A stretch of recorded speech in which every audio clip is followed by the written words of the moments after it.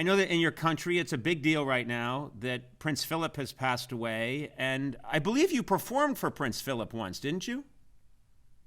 Yes, I did actually perform. I did the Royal Variety performance. I don't know who was booking that event and what they were anticipating. I do remember making some jokes that were, saucy, as you might imagine, and Hmm. subsequently mining that territory in a way that scarcely seems appropriate.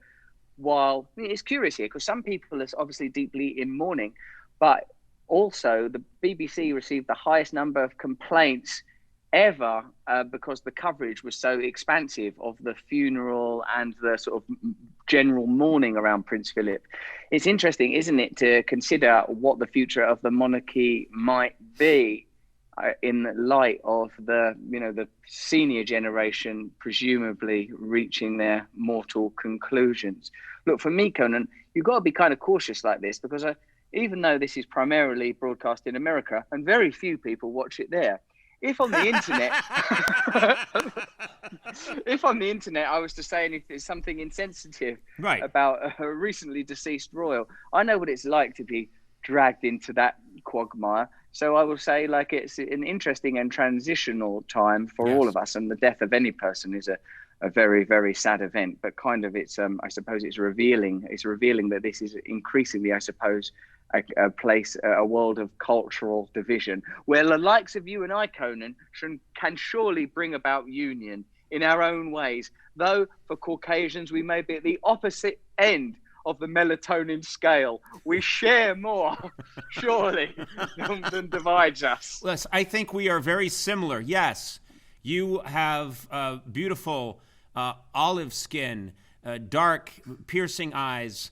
Thank you. You are, as I said before, an untamed panther. I am very pale. Many people think that I'm ill, and I have very little to recommend me in the sensual realm. But I still think that you and I are very much alike. We're both questing comedians looking for truth, don't you think?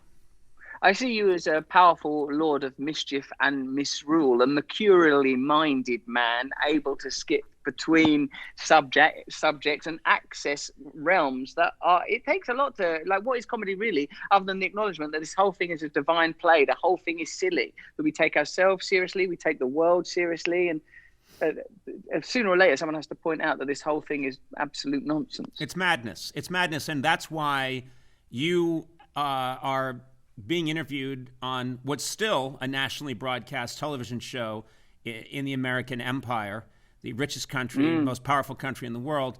And you are lying in bed wearing what appears to be a free robe that you got in first class on an airplane. So, Actually, the nerve.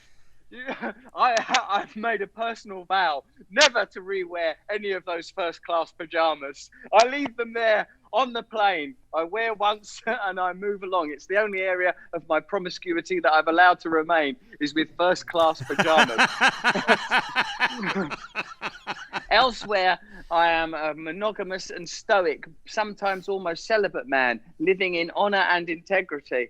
Here, yes, I may wield a crystal wand. what is Oh, that? yes. Why do you This have a is a crystal wand? Well, who doesn't have a crystal wand about their person in this day and age? These are challenging times. You leave your house without a crystal wand, you're in jeopardy, my man. Okay. Okay. It's let me. I only use it for magic. It's a gift actually from the great Danny Harrison, Oh, son of the yes. great former Beatle George Harrison, wonderful man and Yes, friend of mine. I love Danny. He's a good man, a very good man. He's a beautiful person. Do you think that there's a visual subtext to this? That's all I would say. All I'm going to say is I think candle, maybe. I see nothing sexual about it at all.